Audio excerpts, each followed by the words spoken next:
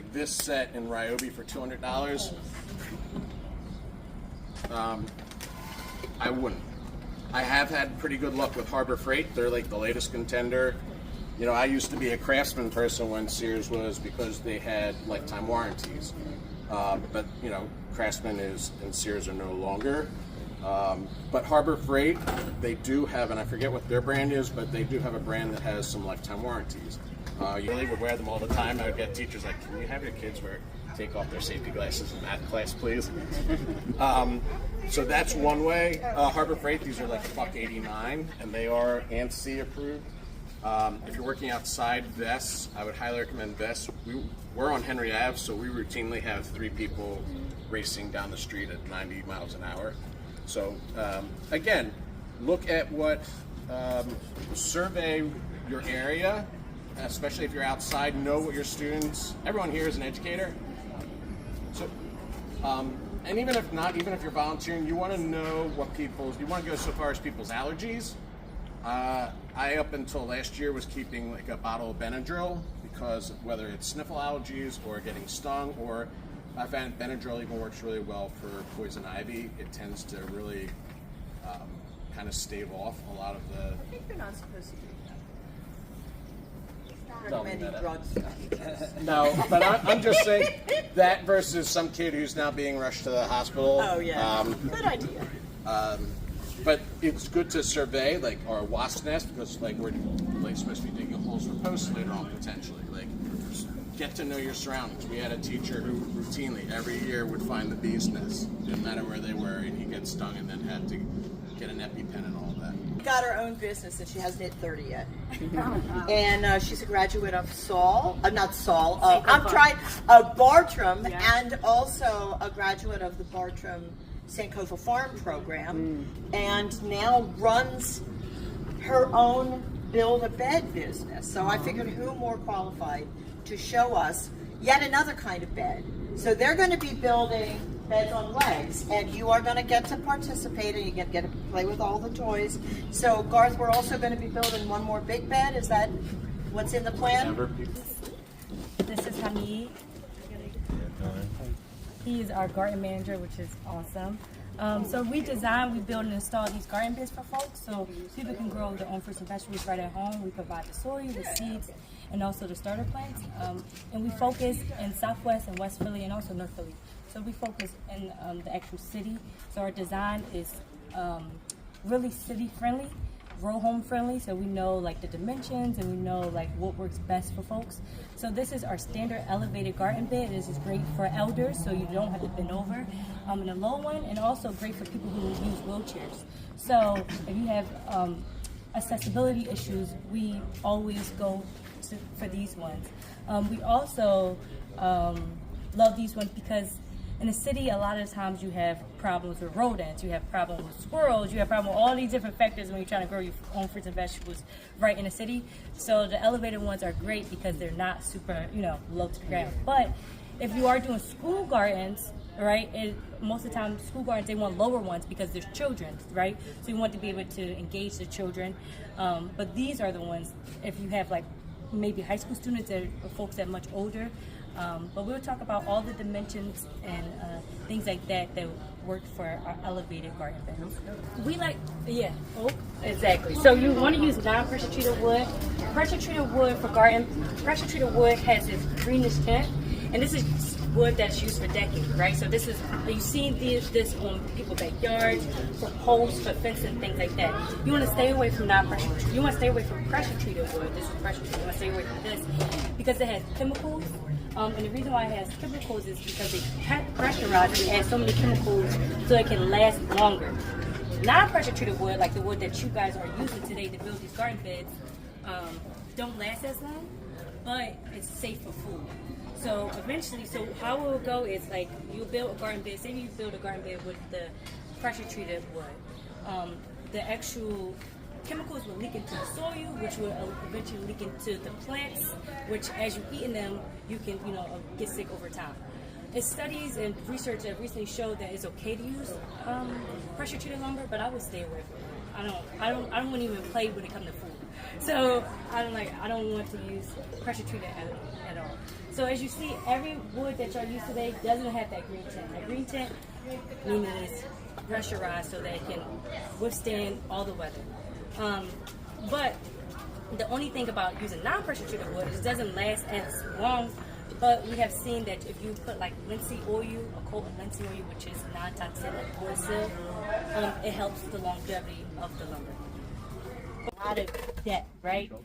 So you want to make sure that it's high enough so when the roots go down, it's not going down to the old soil, it's not going down to the cement. So this length, this width, you also need 4x4s. So these are 4 inches by 4 inches. Technically, they're 3.5 inches. I learned that they're really not 4 inches by 4 inches, but they're 4 inches by 4 inches. And this is the legs, right? You want to always cut the legs 3 feet. 3 feet is a standard come up to your belly button. Anything higher is going to be too high, so then you have 3 feet. All right? Perfect. Okay. So y'all know, now y'all know the kind of wood that we need. Now y'all know the actual legs that we need to cut to what size?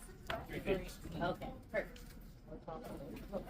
Then I like to add brackets, right? Because you need a bottom. It's elevated. So what do you use? If it's elevated, unlike these beds that y'all built yesterday, there's no bottom because they're on the ground. So you need a bottom so that the soil doesn't fall out. So we cut these brackets. It's elevated, so you know. Yeah, so it's elevated. So if it's elevated, you need a bottom. Yeah.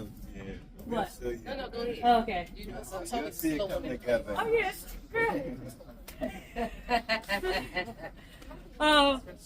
So this is the bracket so that the slats can go on top of it. All right. We use these 3-inch screws. I won't get nothing shorter than 3 inches. 3 inches is standard because it goes through the 4x4s. It'll go through the 2x12s. So you want to make sure that they are long enough. All right. So first thing is to assemble your brackets so that the slats can go onto it. So hold this in. the top doesn't need to be. Oh, so we just put it all the way at the bottom. And we making sure that the 4x4 because this will be the corner. Oh, okay. That's what I was saying. And this goes right here. My head messed up. I feel like this is a puzzle. We ain't got a picture to. All right.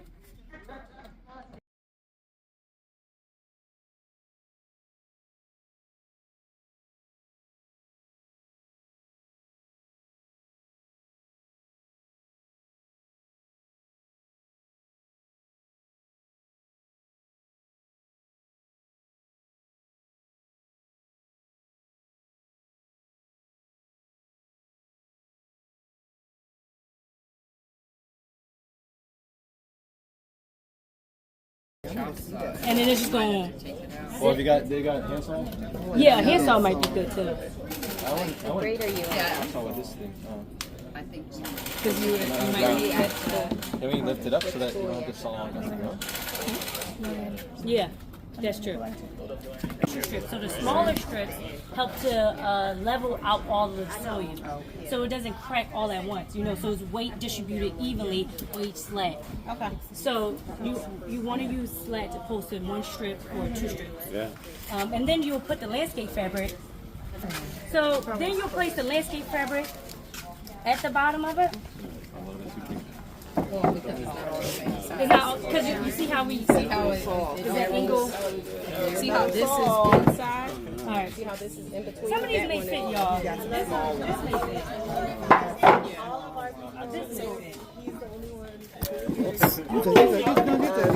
There you go. Perfect. So Yeah, like do you see? Perfect. Do you So what see about how 5 of them? Yeah. That one is on the outside. So what size is it? So it depends on whatever size you want the garden bed to be. This doesn't have space. It would be close together. It will be a little. It'll be like. Okay, got it. You want a gap because you still want water to be able to get through, and that's why the landscape fabric helps to so that the soil doesn't fall straight down. So you do so staple if you can. So you're putting the fabric down on these And so you things staple on top it. of Yeah, down. staple So it's not gun. just lying. Yeah, Is because this then it'll. pressure treated? Right, sag down, yeah. And you None pull. of it is. Oh, none of it. None of it's pressure. Yeah, Not you not can. pressure treated. They don't You want you screw, yeah, you Okay, can screw. so what do you yeah. do here? So that's like we were saying. You basically put the 4x4 here, and then you'll have the landscape fabric here. Oh, then and you'll staple it. exactly. Okay. So to create tension so that the soil Okay. don't fall out there. And then you're good to go. And then you'll plant up, and you want to make sure that it is high enough. Your soil is high enough, and then you plant here. You can plant some tomatoes. And ideally, lettuce. what type of soil should we start with? I like to do 70-30, 70% topsoil and 30% compost. Oh, Yeah. 70-30. 70-30. So That's a thing. 70 topsoil. 70 topsoil? You put topsoil? No, 70-30 the other way. Yeah. 30% topsoil, 70% compost. Is it? Why? And it comes that way, Why like it's not sold that mostly way? topsoil? Because topsoil, what you get as topsoil is mostly crap. Clay. And it's mostly clay, and it's what came from the next construction site over. Yeah. So you want to. Primex does what, 80% No, they do topsoil, 30-70. Oh, 37. They do 30-70. Compost. If they do an 80, it's a special mix for somebody. But you're saying their 70 is the compost? Yes. Oh, I didn't realize that. Yes, because it's going to be 50-50 by the end of the season, and you're going to add more compost. You're going to keep adding more compost for 5 years because the topsoil doesn't decrease in volume because it's rocks. The compost does. But the compost becomes. Did I say the wrong thing? That's so cool. Did I just say that? No, the topsoil does not compress, No. but the compost breaks down and gets less. So you just keep adding compost because the topsoil has the minerals, it has the chemistry, and the compost has the biology. And you put the two together. You can put all your food in compost, right? Fairmount Park. Or you buy it. There's a depot wherever they'll sell the 4x4s by 8 feet, 16 feet. It's about what you can fit. So if you get like 2 8-foot pieces of 4x4 and then chop them in half, then you have 2 legs here, 2 legs there. This is 2 by 12s, and it was probably a 8-foot piece or a 10-foot piece that got chopped in half and made the 2 sides. Then you have, what are these little ones? 1 by 2. 1 by 2. Make the, what do you call this? The Plank. the plank? Yeah, Okay, plank so leg. 1 by 2 to make your planks, and then your slats are, these are, About 22 inches. It depends. If you're doing 2 feet, it's going to be about like 2 but again, it's the same thing as this. Look, It's like it's the the same thing width. as a 2x12, just breaking it into little pieces. What is this width? Douglas fir. Douglas. Oh, okay, this is the. And how wide is this piece of Douglas? So we just went Right over here. that. It's 5. Just the width. Oh, 2 inches. 2 inches. Yeah. 2. Like Okay. Two, yeah, like Thank two. you. It's 2 by 12s. This is a 2x12. Yeah. Okay. All the wood that y'all use today is 2 by 12s. Yeah. Oh, Douglas fir, you need to get it cut to. You need 2 by 12s. You need to get it cut to 6 feet, and you need another. So you need 2 6 feet pieces, and then you need 2 feet pieces.